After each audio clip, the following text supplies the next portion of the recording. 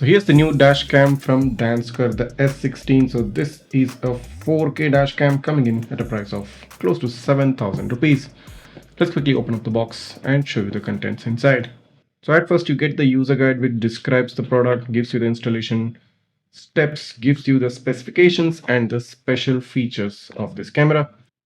And here is the Dansker S16, a very uniquely designed and should I say very uniquely colored dash cam, because I haven't seen any other dash camera in such color, a dark green, sort of a dark black color. You get this copper colored ring here right at the lens module, gets lots of ventilation holes, gets this mount for the windshield, the rear camera slot. On one side you get a type C port for power, and you have this 2.6-inch display at the back. On the other side you get the power button and the memory card slot. So very unique looking, a very interesting looking 4K dashcam from Dansker.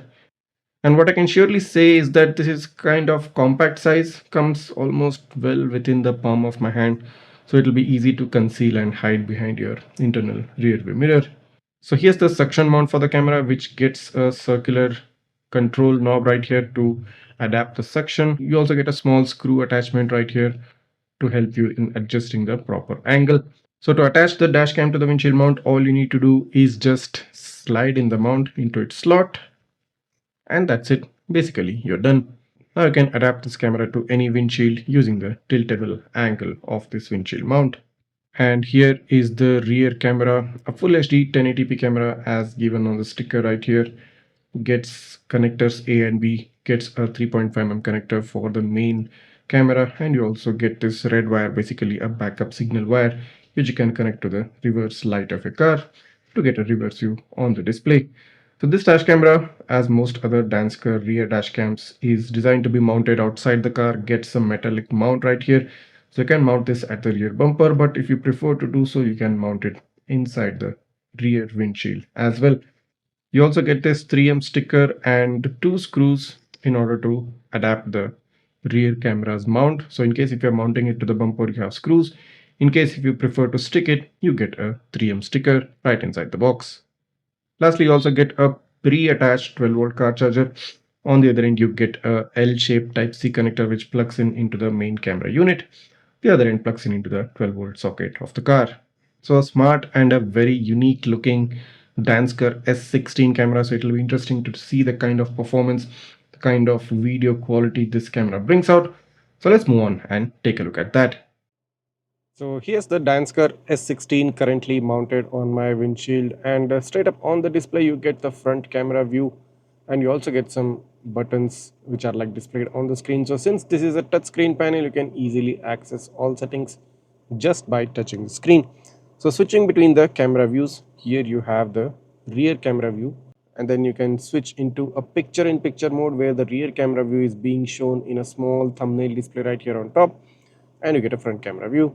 Following that, if you press on the button again, the picture-in-picture mode disappears and you get a straight up front camera view. That being said, let's head into the settings of the camera. So starting off, you have the parking setting right at the first. So you have time-lapse recording, within which you have the option of turning it off or keeping it at 12 hours, 24 or 48 hours. Then you have the collision detection option. You can set the sensitivity of the G sensor to low, middle or high, and of course you can turn it off as well. Heading back, you have the browser option, so you can browse the recorded video files or event files or even picture files right here. So if I head into the normal folder, so these are the recorded videos, and you can just watch any of the recorded videos straight up on the display of this dash camera. Heading back, you have the main setting option, so within which you have the video resolution. You have three options: 4K, 2K and Full HD 1080p. Then you have the cycle record, or should I say loop recording, from a minimum of 1 minute up to 2 minutes and a maximum of 3 minutes.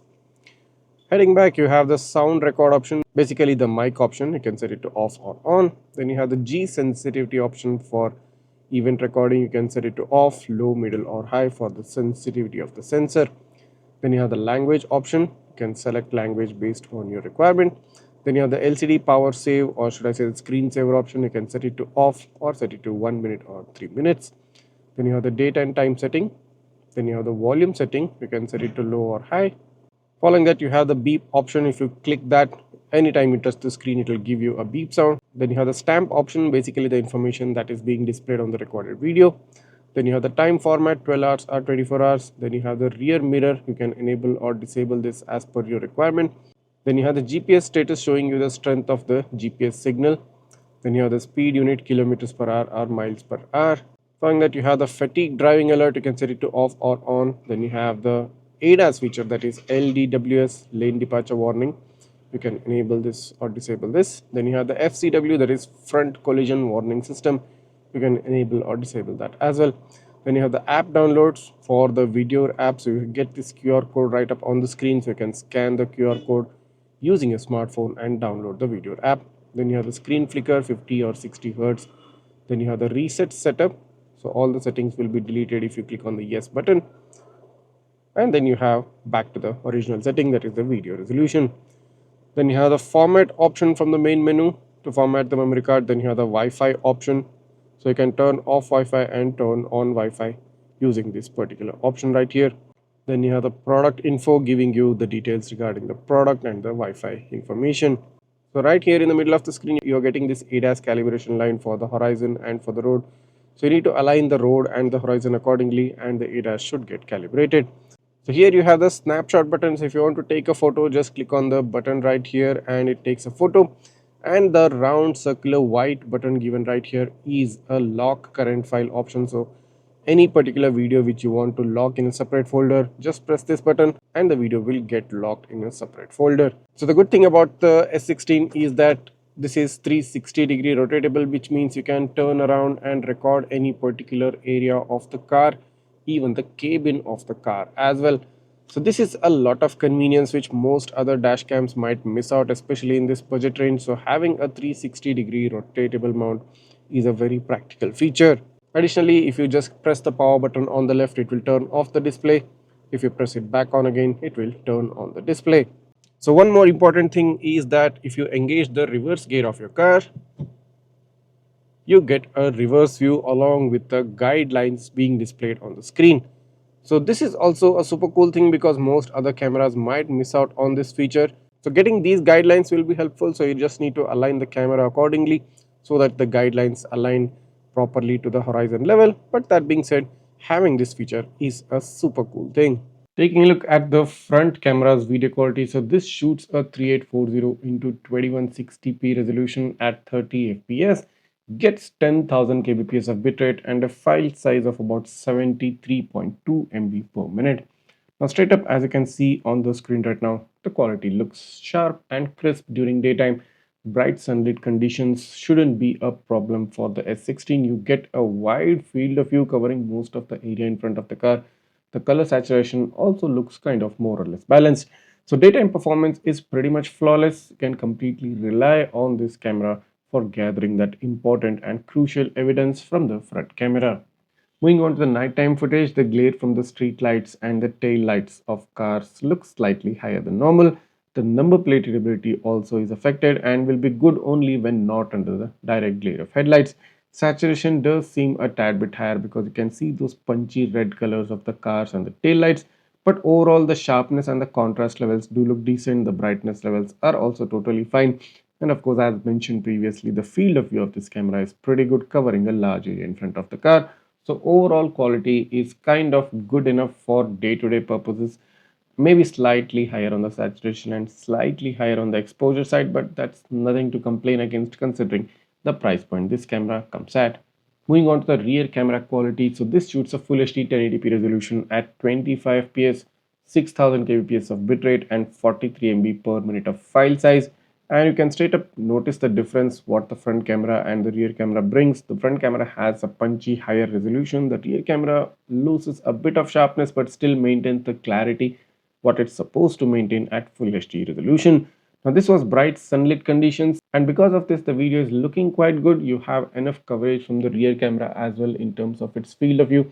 The contrast levels may be a bit higher. The shadow levels are also slightly higher, but overall, considering the footage, overall looking at the video quality the rear camera brings out, considering this is externally mounted and not inside the car, very good. More than enough for a day-to-day purpose usage, more than enough for evidence-based purposes. And you can also note the number plate readability is quite good at a very close range. Moving on to the nighttime footage, so the rear camera catches a lot of glare from headlights. You can see that white blobby effect right in the middle of the screen. So this is characteristic of most rear cameras within this price range, so nothing surprising about it. But what you can be assured that the field of view of this camera is pretty good, so you have a wide area coverage. Except for that, the headlights of any cars that are coming directly behind you will kind of block out the vision from the rear camera, and the number plate readability will only be good when the cars at a very close range of less than 5 feet away. Further than that, the number plate readability will be affected. So here's a snapshot to show you the number plate readability during daytime. Quite clear and a very readable number plate. All letters and numbers are clearly visible. I have highlighted the number plate reads for both the cars, so you can clearly take a look that the front camera works pretty well during daytime conditions. Moving on to the rear camera, so the car right behind mine was like at a distance of 10 feet or less than that, and within this close range the number plate readability from the rear camera will also be quite good, and it will be totally reliable for evidence-based purposes. So both front and the rear cameras during bright sunlit conditions and daytime conditions will work optimally well. So this dash camera has a lot working in its favor. Apart from the resolution and the dual channel setup, this camera also gets a built-in GPS, gets a touchscreen panel, gets a 360-degree rotatable design, gets a suction mount, also gets a reverse camera view with guidelines, gets built-in ADAS features, more specifically the front collision warning and the lane departure warning. Along with it, this also gets a driver fatigue alert warning as well. So considering this is coming at a price of close to 77 or 78 US dollars or about 6,900 Indian rupees, makes it a feature rich and a value for money dash camera. And if you're someone who is specifically looking for these particular features in your next dash cam within the 6 to 7,000 price range or under $80, the S16 from Dansker is the right choice for you.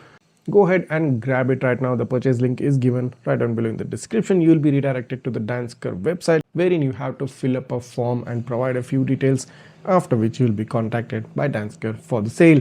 If you do have any more doubts or queries regarding the camera, just write that down in the comments. I'll try to get back to you as soon as possible. And just in case if you have missed my previous video where I have highlighted all the important features of the S16, you can take a look at that. I'll provide you a link for that video in the description as well. So many more interesting videos coming up in the future. Make sure to subscribe to Gizmo Beep right now. See you in the next one.